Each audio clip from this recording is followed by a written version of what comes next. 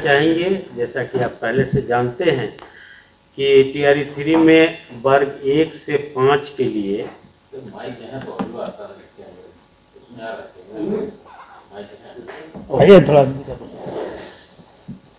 तो 1 से 5 के लिए कुल पदों की संख्या थी जो एजुकेशन डिपार्टमेंट का था वो 28,026 है और SC/ST विभाग के लिए 210 पद हैं। इसमें कुल कैंडिडेट थे 1,60,642, जिसमें उपस्थित हुए 1,16,188। इसकी उपस्थिति 72.33% है। मैं सजेस्ट करूंगा सरदी साहब आप हम टोटल बोल दीजिए, ये वाला शेयर कर लीजिए जी, क्योंकि हमारे पास अवेलेबल है जी, इसको हम शेयर भी कर सकते हैं। तो ये कुल टोटल 1 से लेकर 11 तक हाँ उसी को कुल 87,774 जो पद थे सभी पदों और सभी वर्गों को मिलाकर। उसके विरुद्ध हमारे पास बच्चों के आवेदन आए थे 5,96,996, जिसमें उपस्थित हुए 4,69,397, जिसकी उपस्थिति 78.72% होता है, 78.72%। या कुल 27 डिस्ट्रिक्ट्स में, अधिकतम 27 डिस्ट्रिक्ट में ये परीक्षा हम लोगों ने आयोजित किया था, जिसमें कुल केंद्रों की संख्या 1154 हो गई। परीक्षा संचालन में के दरमियान इम्पर्सोनेशन के जो केसेस मिले हैं वो कुल 57 हैं, जिस पर आयोग उन विद्यार्थी और उनके सहकर्मी कदाचार में लिप्त सहयोगी पर विधिवत FIR करके अग्रतर कार्रवाई कर रहा है और आयोग के आगामी बैठक में लिए जाने वाले निर्णय के आधार पर उन पर और भी कड़ी से कड़ी कार्रवाई करेगा। दूसरा है कि आयोग अगस्त माह में फिर परीक्षा आयोजित कर रहा है। एक है विज्ञापन संख्या 2024 ब्लॉक हॉर्टिकल्चर ऑफिसर के लिए। इसमें कुल पदों की संख्या है 318। इसमें कुल अभ्यर्थी हैं 17,577।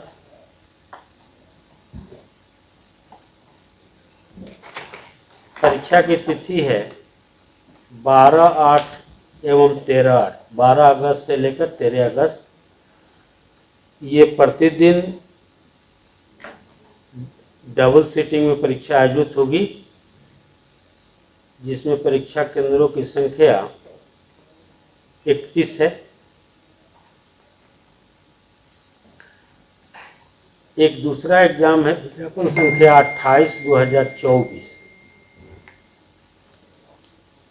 या vice principles ITI, government institution जो ITI हैं उसके वाइस प्रिंसिपल्स के लिए है।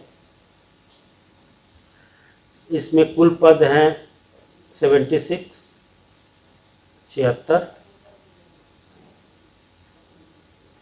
कुल अभ्यर्थियों की संख्या है 12,563 और परीक्षा केंद्रों की संख्या है 23। यह 2 अगस्त 2024 को ये आयोजित होने वाले हैं। सुधार ऐसा है जो आगे आने वाले दिनों में आयोग की ओर से लागू किया जाएगा, स्पेशली तब जबकि राष्ट्रीय स्तर पर और राज्य स्तर पर भी परीक्षाओं के संचालन में कई तरह की चैलेंज आ रही है। बट आयोग अपनी जिम्मेवारी को बखूबी निभा रहा है। हमने बैक टू बैक एग्ज़ाम भी लिया। 2 एग्ज़ाम जून महीने में ली, 5 एग्ज़ाम हम लोगों ने जुलाई महीने में ली और आगे अगस्त महीने भी हम लोग 3 एग्ज़ाम ले रहे हैं। उसके अलावा सितंबर महीने में हमारी अगर संयुक्त प्रतियोगिता परीक्षा होती है तो वो भी एक बहुत बड़ी एग्ज़ाम है आयोग के लिए। तो ये करके आयोग ने कोशिश की है कि बिहार के युवा को, बिहार के जो बच्चे हैं जो परीक्षाएं देते हैं, उनको एक स्वच्छ एवं कदाचार मुक्त व्यवस्था के तहत परीक्षा देने का मौका दिया जाए, ताकि वो अपनी प्रतिभा के अनुसार इन परीक्षाओं में प्रदर्शन कर सके, बाकी चीज़ों से उनको मुक्ति मिल सके और वो इस बात से निश्चित हो जाए कि परीक्षाओं में कदाचार होगा, इम्पर्सोनेशन हो जाएगा, कोई चोरी करके परीक्षा में पास हो जाएगा, या कई मामलों में जैसे हुआ है कभी पेपर लीक इत्यादि की व्यवस्था को भी वो भी ना हो, उसके लिए भी हम लोग कोशिश करेंगे। मेरी ओर से इतना ही था। आपको अगर कोई क्वेश्चन है, सुझाव है, तो आपका सुझाव सबका आमंत्रित है। सर कंपल्सरी होगा, जिसकी बात कर रहे हैं कि हम विज्ञापन के माध्यम से जो एग्जाम नहीं बच्चों को डेटा लेंगे, तो क्या जो डेटा नहीं देंगे आपको वो आगे आने वाले विज्ञापन में नहीं बढ़ सकेंगे, या फिर उनके लिए क्या? जी नहीं, ऐसा नहीं है। वो डेटाबेस एक टाइम का नहीं होगा, वो लगातार हम खुला रखेंगे उसको। कोई भी बच्चा एग्ज़ाम देने के लिए बैठना चाहेगा तो पहले वो अपना पर्सनल डेटा आयोग को दे देगा, उसके बाद वो एग्ज़ाम का फॉर्म भरेगा। तो ये हम एक बार एडवर्टाइजमेंट देके बंद नहीं कर देंगे, वो कंटिन्यूस प्रोसेस रहेगा। जब एग्ज़ाम देनी होगी उसके पहले वो भर लेगा, बट एक बार भर दिया तो उसको आयोग के आगे वाले एग्ज़ाम में फिर से भरने की ज़रूरत नहीं है। एक नंबर यूनिक आइडेंटिफिकेशन नंबर या ऐसा कुछ हम दे देंगे, नंबर जो अल्फा न्यूमेरिकल नंबर या कुछ नंबर दे देंगे उनको। सर ये आयोग के लिए फ़ायदा ये होगा कि कोई आदमी अपनी जो ये सब चीज़ें हैं उसमें जो छेड़छाड़ करता है वो नहीं कर पाएगा। एक बार दे दिया तो उसके बाद ये इन्फॉर्मेशन ऐसी है जिसको चेंज नहीं होना चाहिए।